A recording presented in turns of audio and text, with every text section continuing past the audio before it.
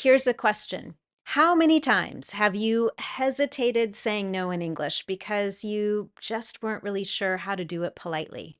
Maybe you wanted to say no to a coworker who asked you for help on a project, or wanted to decline a social invitation, but you didn't want to sound rude. Maybe you've found yourself saying yes to everything because it just felt too difficult saying no in English. Trust me when I say, I totally understand. Saying no is hard, especially when you're trying to do it in another language. It's complicated and there's so much to worry about. You might worry about using the wrong words, sounding too direct, or damaging your relationships. And as a result, it often leads to saying yes when what you really want to say is no. Today, I'm going to show you exactly how to say no in English, clearly, politely, and confidently. You're going to have the exact phrases that native speakers use and understand when to be direct versus indirect. You're even going to learn how to change your mind. So, if you've said yes to something and you want to change it to a no, you can. You're going to learn everything you need to do this, including a simple framework that English speakers use to say no politely. You're also going to learn exactly what to say both at work and in personal situations. We'll talk about how to handle those persistent requests and, as I mentioned, how to back out gracefully when you've already said yes. Now, that phrasal verb to back out means to withdraw from a commitment or an agreement that you've already made. For example, if you've agreed to help organize an event, but later you realize you just can't do it, then you'll need to back out of that commitment. Now, before we get into the specific phrases, I want to talk a little bit about why saying no in English feels so challenging. First, in many cultures, saying no indirectly is the polite way to decline something. You might hint at being busy or give subtle clues, subtle signals that you can't do something. But in English speaking culture, we tend to prefer politeness and clarity at the same time. This doesn't mean being blunt or rude, but it means finding that perfect balance between being clear and being kind. And that's what we're going to do today.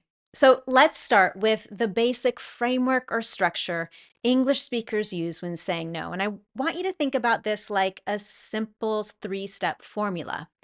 The three parts are: first, acknowledge the request, then give a clear but brief reason for saying no, and then end positively. For example, if someone invites you to a party, you might say, "Thank you for thinking of me.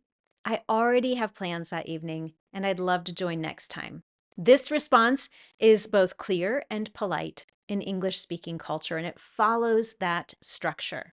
In this example, you're not making any excuses, you're not lying or being unclear. You're simply stating the facts while showing appreciation for the invitation. So, how does this apply in a workplace situation? Let's take a look at a couple of examples where we can apply this three-step process.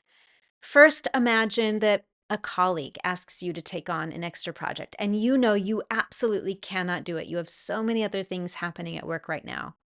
Here's how we can apply that structure with a polite, direct no.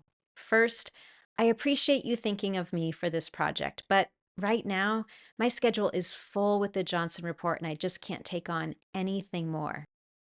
I'd be happy to share some resources with you that might help instead. Or let's say that your team wants you to stay late at work, and again, you know that's not possible. So here's what you might say: I understand this is important. I need to leave at my usual time today, but I can come in early to help tomorrow. In each example, you've followed that three-step process. You've acknowledged the request, given a clear but brief reason for saying no, and you've ended positively with some kind of offer for another date or another plan going forward. And now let's transition into how we can apply this same structure in more personal situations.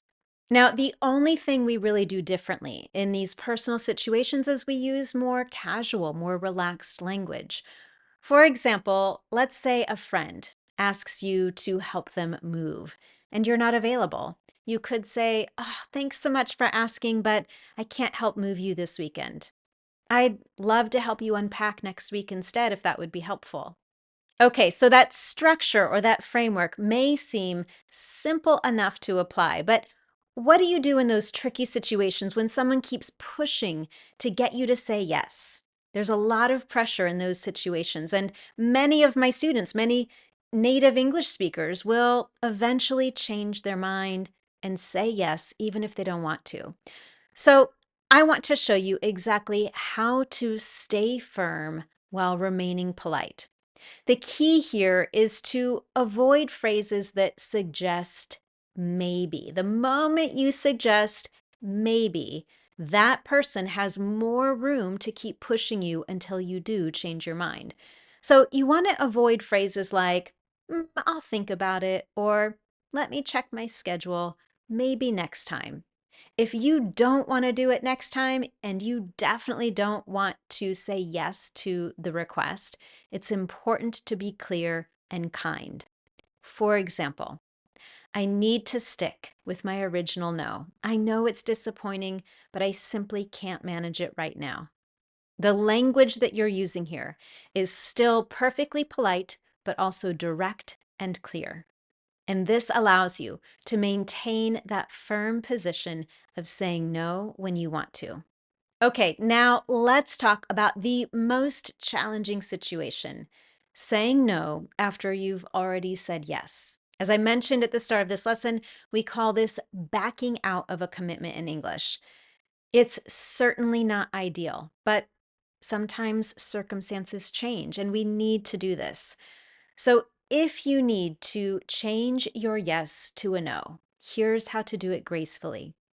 First, apologize sincerely, and then briefly explain what changed. Now, I don't mean going into all the details, they don't really need to know, but it is important to let them know that something has changed.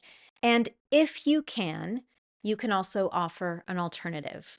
Then at the end, you can express appreciation for their understanding. So, when you put that all together, here's what it might sound like. I feel terrible, but I need to back out of helping with the school event. I'm so sorry. My work schedule changed unexpectedly, and I just won't be able to give it the attention I know that it deserves. Would it be helpful if I found someone else who could take my place? In that example, you have the apology, the brief description of what has changed. I've also offered an alternative and expressed my appreciation for their understanding. With all of this in place, I want to talk about some mistakes to avoid when saying no. There are a few things I hear my students do from time to time, and let's make sure that we can avoid them from the very start. So, the first mistake to avoid is over apologizing. Instead of saying, I'm so sorry, or expressing your apology multiple times, one sincere, I'm sorry, is enough. The second mistake to avoid is giving away too many details that really aren't necessary. You can keep your explanation very brief and simple. Quite often, when we add too many details, it starts to sound like an excuse. And the third mistake to avoid is being unclear, using that really indirect language or suggesting maybe. This just doesn't work in English speaking culture. We value clarity with kindness. This is the key. Now, if you're ready to build even more confidence when you're expressing yourself in English, I've got a free training for you. It's called How to Get the Confidence to Say What You Want in English. In this training, I show you my step-by-step strategy for speaking up in any situation, whether it's saying no, sharing an opinion, or just joining a fun conversation. If you want to get started, you can download this training for free over at my Speak Confident English website. I'll leave a link in the notes below the video. So now that you know exactly how to say no in English politely without any guilt, I want you to practice. To do that, I want you to think about a time when you said yes, but you really wanted to say no. How could you have handled it differently, or what would you have said differently based on what you've learned today? You can share your example with me in the comments below. I'd love to see how you practice using some of these new phrases. Now, one thing I want you to remember is that saying no is not at all about finding an excuse. Instead, it's about being perfectly clear with others and also being polite in the process. Now, if you really struggle with people continuing to push you after you've already said no, or if you find that you constantly say yes because you're just not sure how to protect your time and your energy in English, I've got a lesson for you. I want you to watch my lesson on how to set boundaries in English communication. In that lesson, I show you exactly how to maintain healthy relationships while also staying true to your needs. And of course, if you found this lesson helpful, I would love to know. You can tell me in one very simple way. Give this lesson a thumbs up here on YouTube, and while you're at it, make sure you subscribe to get more English confidence tips every single week. Thank you so much for joining me, and I look forward to seeing you next time.